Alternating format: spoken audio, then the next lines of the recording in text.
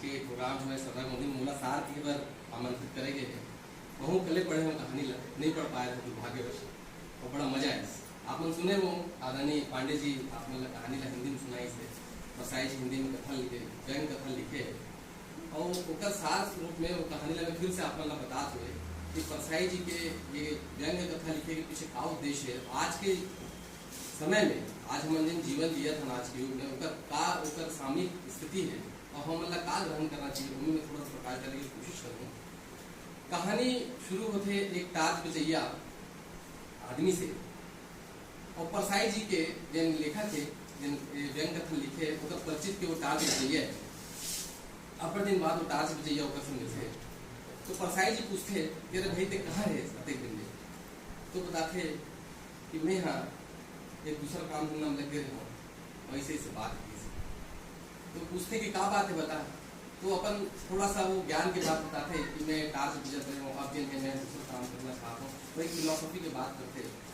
वो बताते ज्ञान और प्रकाश के बारे में विषय में चर्चा करते तो परसाई जी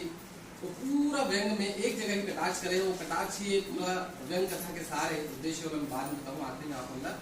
तो परसाई जी से बातचीत में वो बताते हैं कि हम कुछ हम दोस्त रहे और आज से 5 साल पहले हम दोनों दोस्त बेरोजगार हैं हमारे पास कोई काम धंधा नहीं रही थे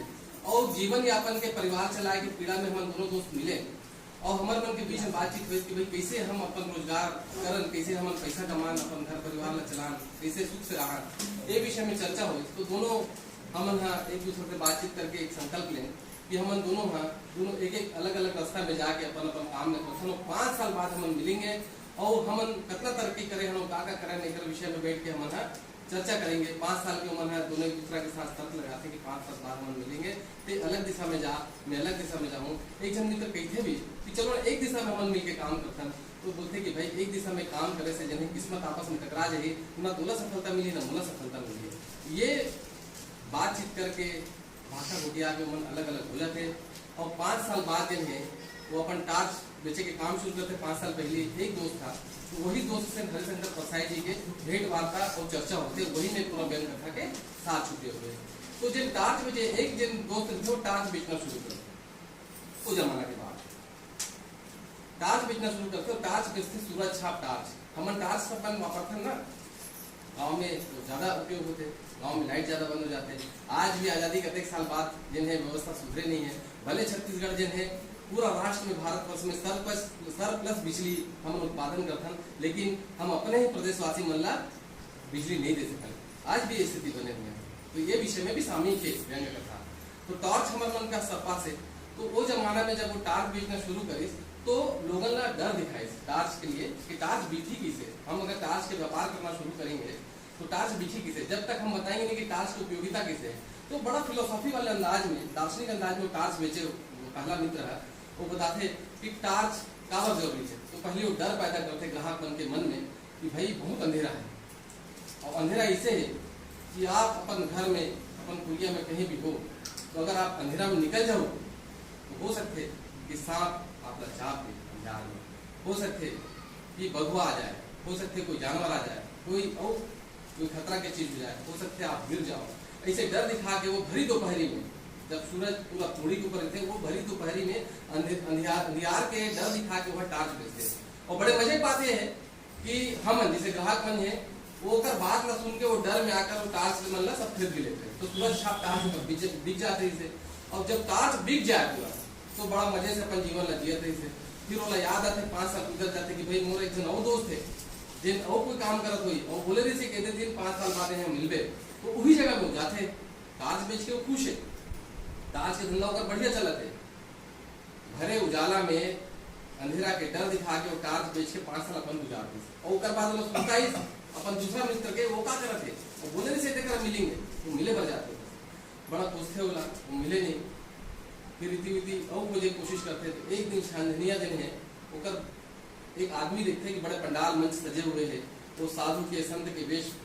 में भव्य पुरुष की तरह बैठे हुए दाढ़ी बढ़े हुए ओकर प्रवचन चलते वो सुने के कौन है कहा है देखे के वो एक आश्चर्य में जाके उनके पास खड़े हो जाते खड़े होते और सुनते तो जे वो डर दिखा के टार्च बेचते वैसे कुछ अलग भाषा में वही बात ला वही गोट ला वही शब्द ला वो अलग थोड़ा सा रहस्य में कुछ अलग तरीका से वो साधु है, वो बताते हैं कि अंधकार कतई ज्यादा है इस संसार में, और हम अंधेरा में कितना डूबे हुए हैं, और अंधकार में भी प्रकाश है और प्रकाश से ही अंधकार है। ये वो हाथ दार्शनिक प्रवचन करते हुए बहुत सारा भीड़ अपन कपास एकत्र कर लेते, और वही बीच में हो जाते तो सुनते तो हंसी छूटते कि ये बात लग मुंह बेच के टार्च बोल के जैसे टार्च बेचत रहे हो, ये बात लग रूप बोलते। तो लोगन जिन आस पास से सुनैया आदमी मन है काबर की सब डर में हमला डर है, अंधकार के बहुत डर है। और अंधकार का है बाद में थोड़ा सा वो करूँ मैं आप लोगों के बीच में। तो वो अंधकार के डर से सारा आदमी डर के होकर प्रवचन ला सुना। यही बीच में वो हा जो दूसरा दोस्त है,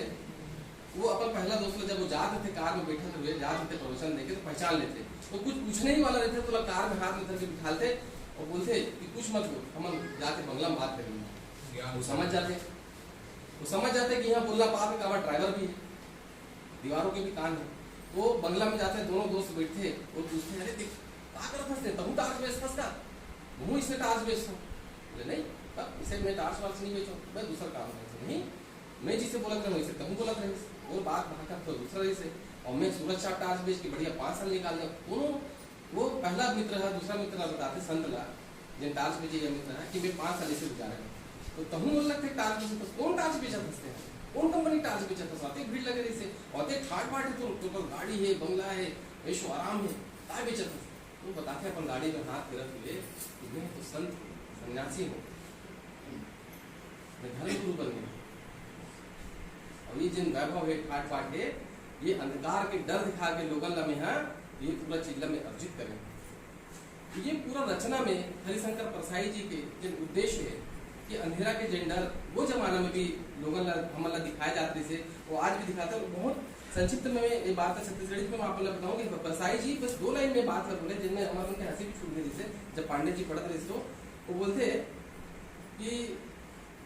पहला वाले जिन टार्च जी बोलते कि तुम शायद संन्यास ले रहे हो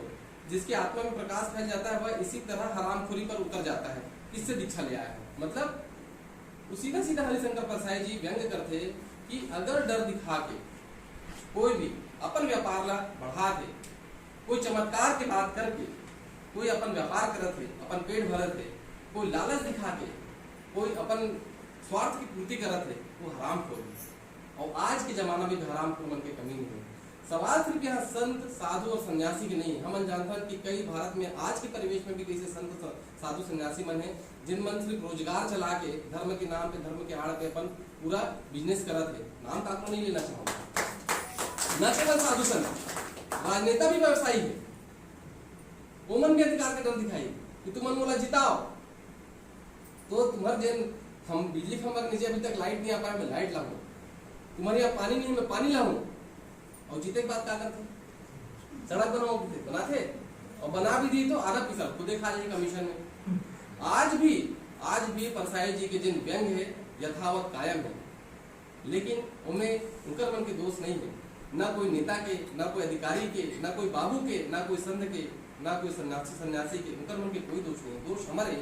कि हम अंधकार से डरते हैं और आज भी डरते हैं। पहले भी डरते रहे जब बिजली निधि से हमारे बाबा दादा मना लालटेन में अपन काम काज चला रहे थे तब भी डरते रहे, और आज जब हाई मास लाइट आ गए तो भी हमारे मन के अंदर में डर है।